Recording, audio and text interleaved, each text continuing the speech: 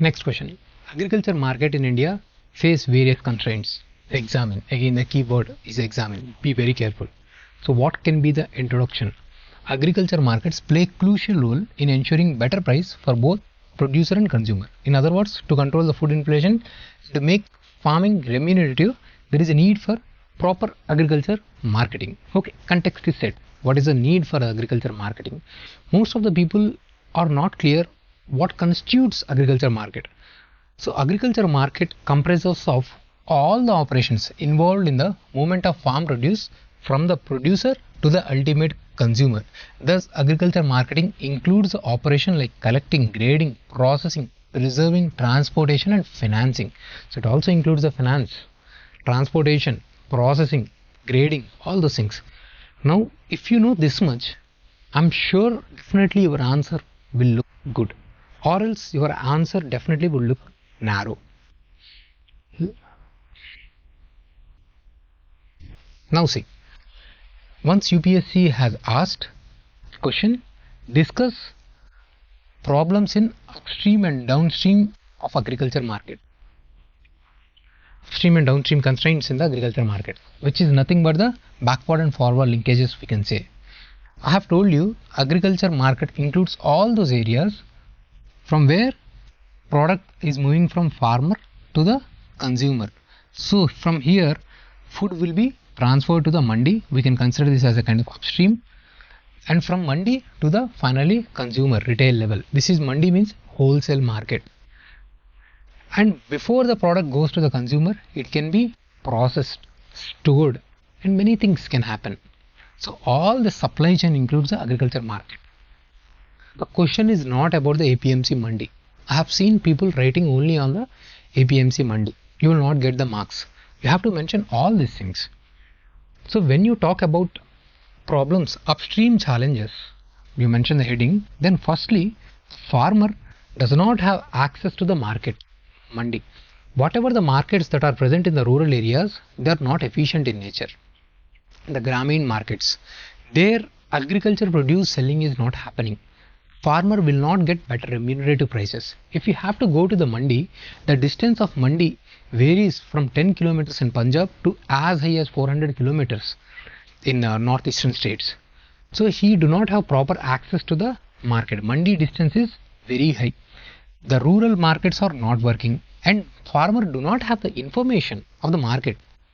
If I am a producer, I should be aware what product I should develop and what is the market, the data information that I should have. But farmer has the information asymmetry because he do not have technology or knowledge base to access the market information. He does not have that market intelligence. So these are the problems, upstream challenges. And what are the challenges that are present in the mandi, APMC mandis? What are these first of all? APMC mandis, these are the regulated wholesale markets. Why they were introduced? During the time of independence, India just got the independence. Farmers were unaware. Government thought, now if we leave these farmers to the private player, this private player will exploit the farmer. So government thought, we will regulate the agriculture market so that farmer gets better returns from the private player. So government has established a market and government will regulate the market. Generally agriculture is state subject, so state governments will establish the market and regulate these markets. Now if you see this mandis, there will be a regulatory body. Apart from this regulatory body, there would be producer and the buyer, purchaser, and there are arhatiyas, the middlemen. These arhatiyas, the middlemen, will facilitate this buying and selling. They will take the product from producer and they will sell it to the purchaser. They will levy some kind of commission charges and help the farmer to get the market. Also, whatever the mandi is there, the mandi will levy some amount of tax on the producer as well as the purchaser. Whatever the tax they have collected, these mandis, those mandis will develop the storage facilities, weighted measures to calculate what is actually the weight, So all these things will be developed, cold storage facilities. So what is the expectation? The expectation is, I as a farmer, I will get better remunerative prices if I go to the mandi.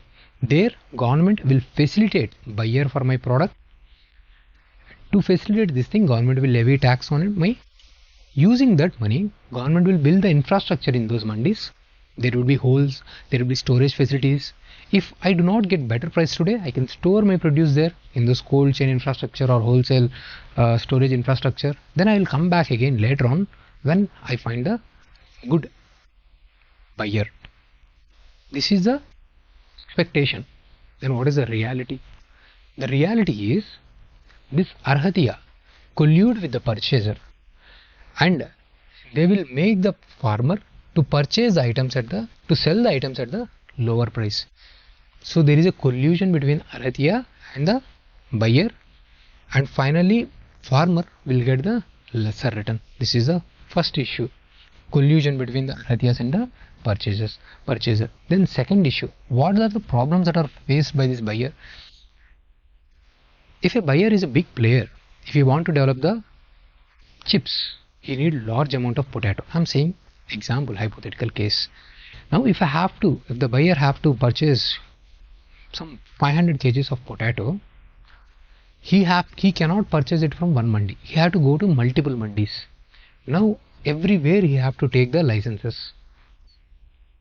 There is a recommendation that at least there should be one license in the particular state, but that's not the case. He has to take license in every mandi, and the farmer cannot sell directly to the producer. He is bound to sell his produce only in the regulated mandis. He cannot sell outside. He has to come to the mandi and sell it to the buyer. So that is the problem that is faced by the buyer. He need to take multiple licenses, and then like things that are promised as per the APPSC Act, where there would be storage facilities, that is actually not happening. There are no proper weights and measures to actually calculate how much weight the farmer has brought. The weights and measures are calculated poorly. The loss of the farmer. They will say instead of 1 kg, 500 grams only, and they will pay less amount to the farmer. There are no cold storage facilities. Farmer do not have option but to sell it to him. He cannot come tomorrow again, such far distances. He will sell those things at whatever cost it is, he will sell it to him. So these are the problems of APPSC Mandi. In order to reform this, government has come up with this farm laws, in which they said, why just APPSC Mandis? Let's come up with the private markets as well. Then for some reasons people protested against. According to me, that is a good measure.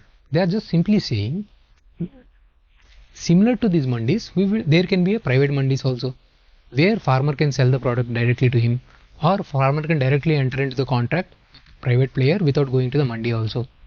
That was a reform that was introduced. But Arhatiyas, these people command greater political weightage, and few farmers who are getting more benefits MSP, they fear if such private markets develop, government will stop the MSP. So they did not allow such reforms to happen. And finally, unfortunately, I would say sadly, government has went back with its reforms. So these are the problems with the APPSC. Then what are the forward downstream challenges? Whatever the products that go from the mandi, they are least processed. We do not have sufficient amount of the food processing. I was talking example about quality chocolates which we have in the Europe, we do not have in the India. Such kind of processing, branding, marketing, we do not have here. We do not have necessary credit facilities also for the farmer.